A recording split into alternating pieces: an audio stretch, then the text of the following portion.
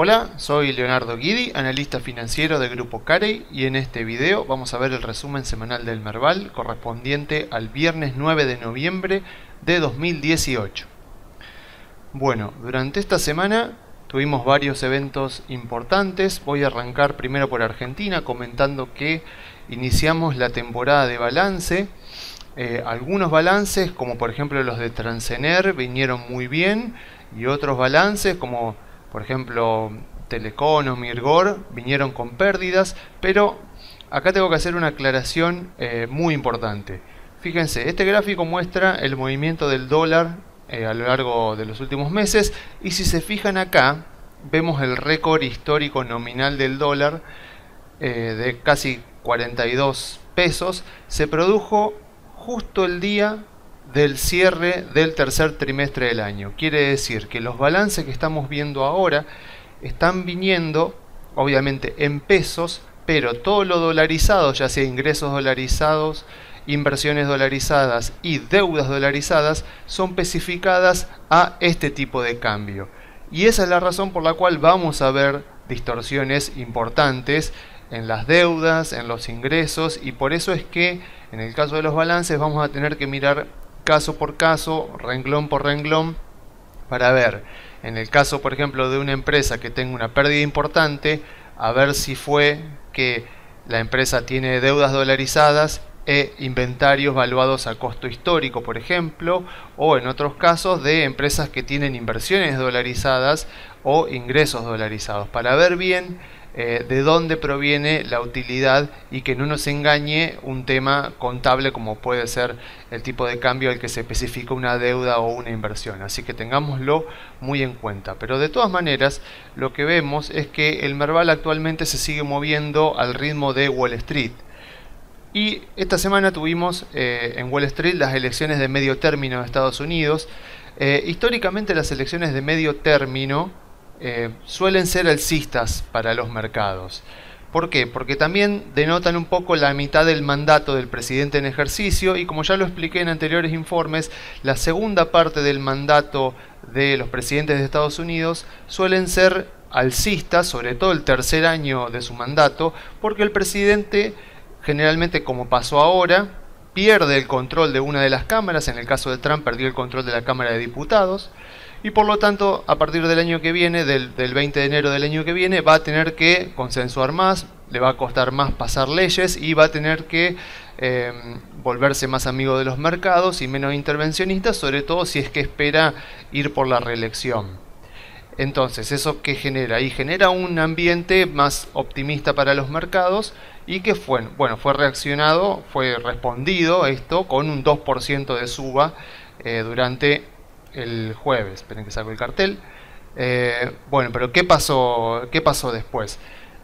Lo que pasó fue que salió el dato de inflación, vino un poco más de lo esperado, y eso obviamente a Wall Street no le gusta, porque un dato de inflación más elevado de lo esperado quiere decir que la Fed va a tener más libertad para subir tasas.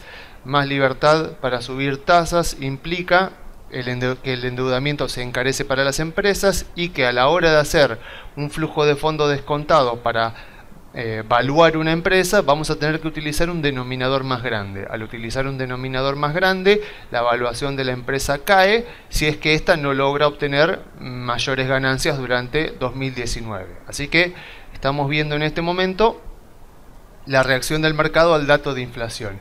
Aunque también es cierto que que el mercado en general, no voy a dar ninguna noticia al decir que los mercados tienen estacionalidad, o sea, los mercados no se comportan de la misma manera a lo largo del año. Y en el caso del mercado del Standard & Poor's, lo que vemos acá es que durante los últimos 67 años la estacionalidad nos dice que noviembre, diciembre y enero suelen ser el trimestre más positivo del año, y durante los meses de verano es donde vemos las mayores bajas en Wall Street.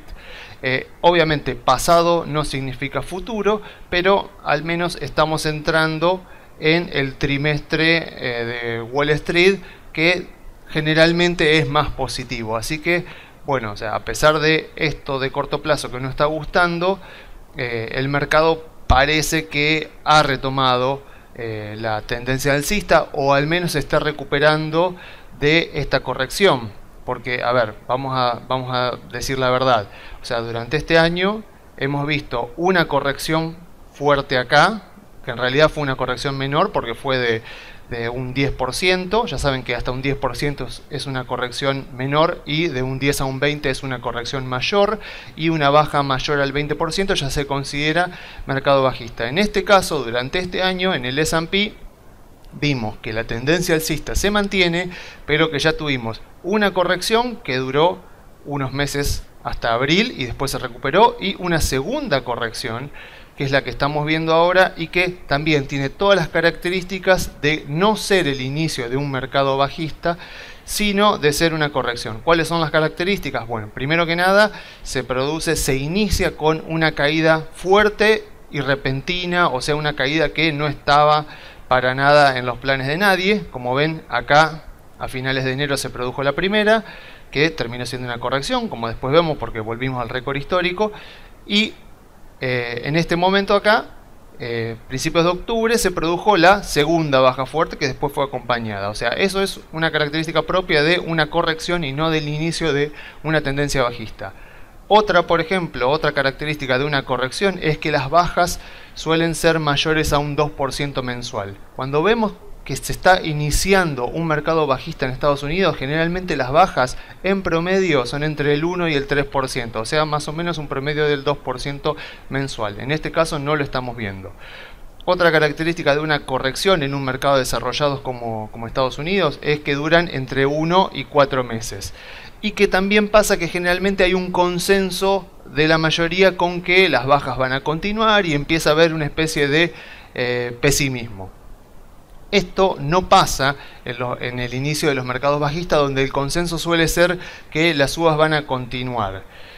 Bueno, si quieren ampliar más este tema, yo en el informe escrito detallé con el mayor detalle que yo pude cuáles son las características de los inicios de los mercados bajistas en Wall Street y cuáles son las características de las correcciones, y también por qué considero que esto es una corrección y que el mercado volverá a la suba, y que recién las probabilidades de ver un verdadero mercado bajista en Wall Street son en 2020.